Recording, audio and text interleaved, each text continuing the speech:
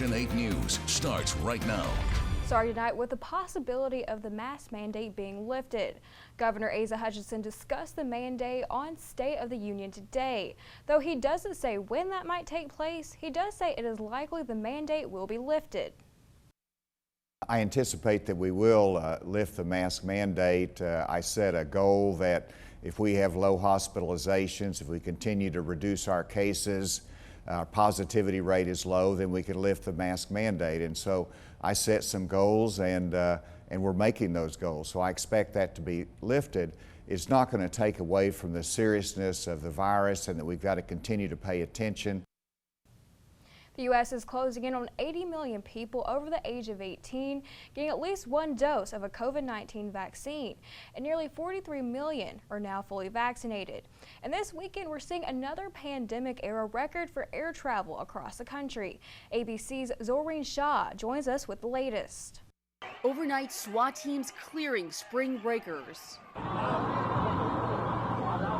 Police firing pepper balls, trying to break up these massive crowds partying in the streets of Miami Beach in Florida. Officials declaring a state. If you're looking to get vaccinated Region 8, we've made it easy for you to keep up with vaccination clinics in your area. Just go to KAIT8.com and look for the blue bar at the top of the page. Once you click on that, you'll see the latest vaccination clinics available here in Region 8. You can also look at pharmacies offering the vaccine. We update this page as new clinics become available. Across the country, eating disorders are on the rise during the pandemic. According to the National Eating Disorders Association, there has been a 70 to 80% increase. Today, I spoke with a mental health therapist, and here's more on what resources are available if you find yourself dealing with the same issue. Katie, True Hope Counseling in Jonesboro tells me they have seen anxiety disorders on the rise. Eating disorders stem from that. They say the stress from COVID-19 is certainly a factor. 61% of people have seen weight gain since the pandemic. Therapist Amy Flaherty says that binge eating disorder is on the rise. People are using maladaptive coping skills to handle anxiety. There has also been a rise in anorexia. Well, taking a live look from Hilltop, it's been a beautiful weekend here in Region 8. Tons of sunshine and really nice temperatures. Chief Meteorologist Ryan Vaughn joins us now with what to expect for the rest of the evening.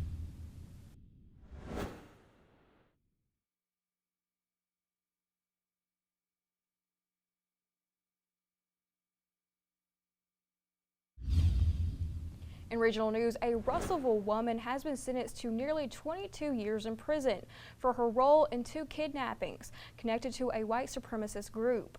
40-year-old Amanda Rapp was sentenced Friday to 262 months in prison.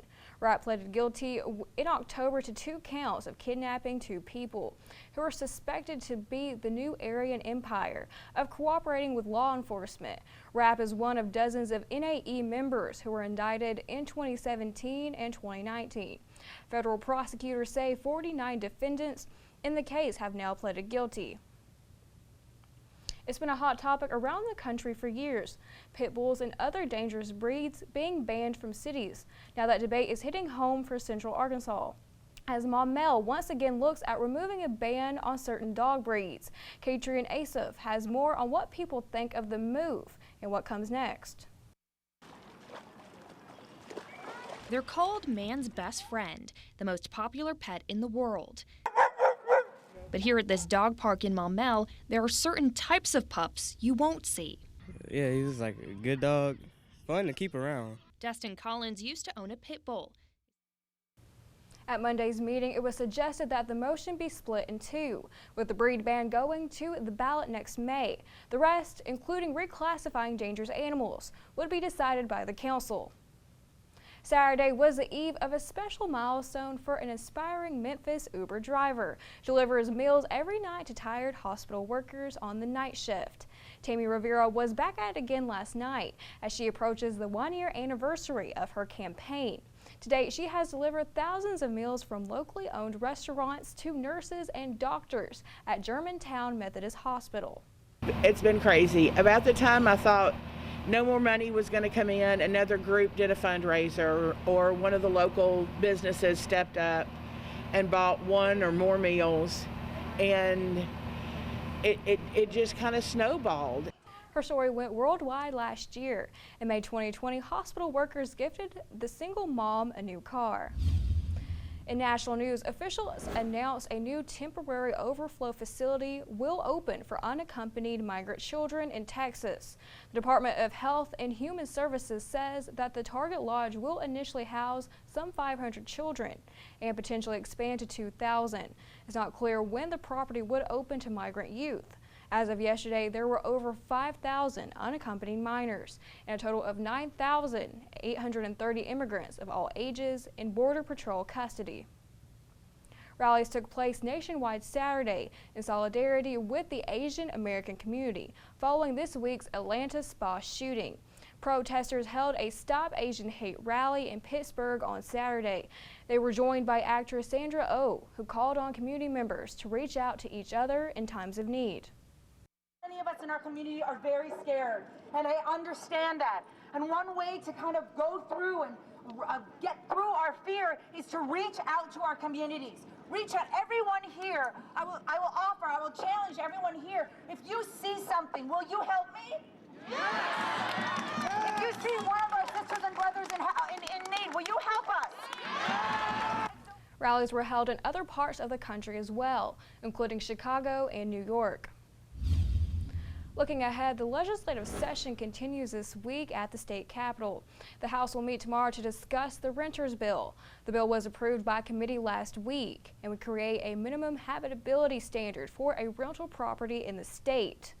A bill to preserve the Pine Tree Research Station is also on the agenda Monday. This is a new bill regarding the sale of the Pine Tree land. Under the bill, the University of Arkansas Board of Trustees would not be able to sell the property to a private entity or individual, but could sell the property to a nonprofit corporation. A bill to allow Sunday alcohol sale is going to committee on Tuesday. The bill would allow a city or county to set an election date for the sale of alcohol on Sundays. You can learn more about each of these bills and what else is on the agenda for this week right now. Just find this story under the Politics tab on our website. Next at 5, the Library of Congress is working on a virtual exhibit to preserve the history of the COVID-19 pandemic.